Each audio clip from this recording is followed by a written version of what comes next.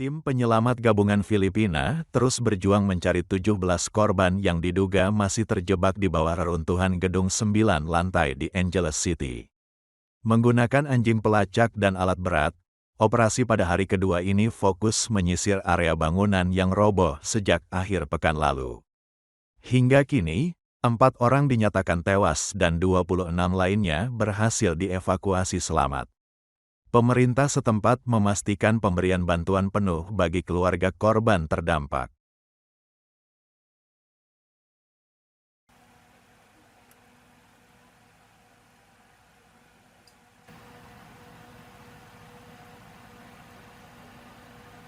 Malungkot po kasi siya na po yung nagpalaki sa amin. Kung nakaligtas po siya, sana po, kung nakaligtas po siya, ano po siya, kontakin niyo po kami.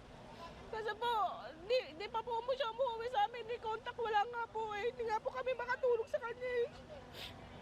Kung buhay ka man, Kuya Manny, tumawag ka naman sa amin para di kami nag-aalala. Andito kami, pati mga apo mo, saka si mama, andito din, hinihintay ka.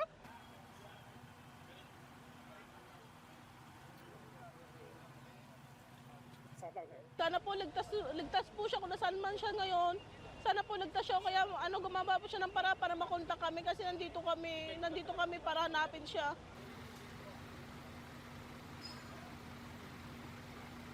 Mabigat, masakit. Bakit nagkaganon? Anong nangyari? Ano kaya yung nangyari sa asawa ko? Sama po ang loob ko.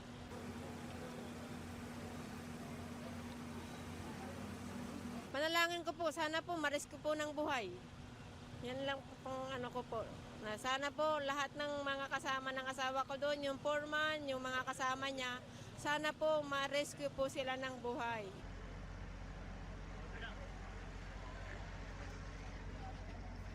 Sisiguraduhin naman natin na may cash, na may sustainable livelihood grants para sa kanila kasi like I keep on pointing out, wala na yung breadwinner o hinahanap pa yung breadwinner, importante yung pamilya na pangangalagaan.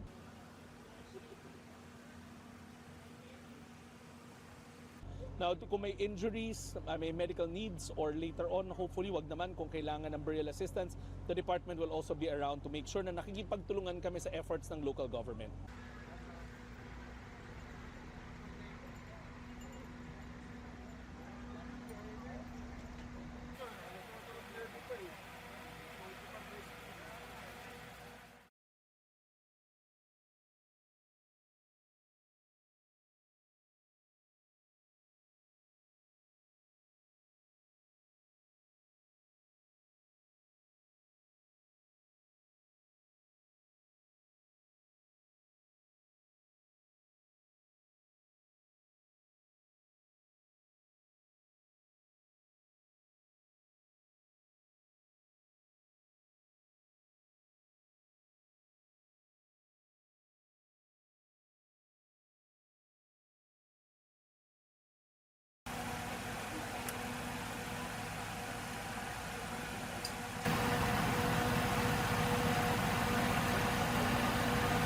Malungkot po kasi siya na po yung nagpalaki sa amin. Kung nakaligtas po siya, sana po, kung nakaligtas po siya, ano po siya, kontakin niyo po kami.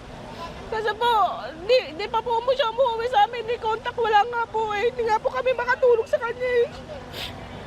Kung buhay ka man, Kuya Manny, tumawag ka naman sa amin para di kami nag-aalala.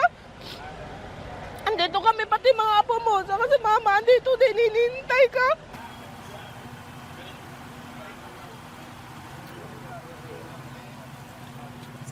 Sana po ligtas po siya kung nasaan man siya ngayon. Sana po ligtas siya, kaya gumagawa po siya ng para makontak kami kasi nandito kami para hanapin siya.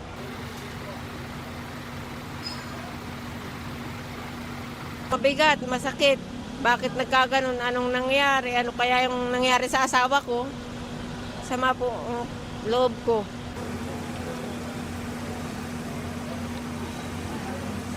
Manalangin ko po, sana po ma-rescue po ng buhay. Yan lang po ko po. Na sana po lahat ng mga kasama ng asawa ko doon, yung foreman, yung mga kasama niya, sana po ma-rescue po sila ng buhay.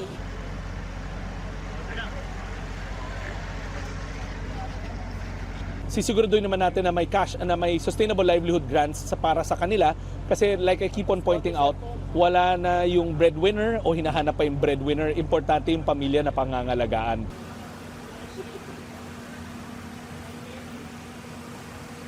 Now, kung may injuries, may medical needs, or later on, hopefully, wag naman kung kailangan ng burial assistance, the department will also be around to make sure na nakikipagtulungan kami sa efforts ng local government.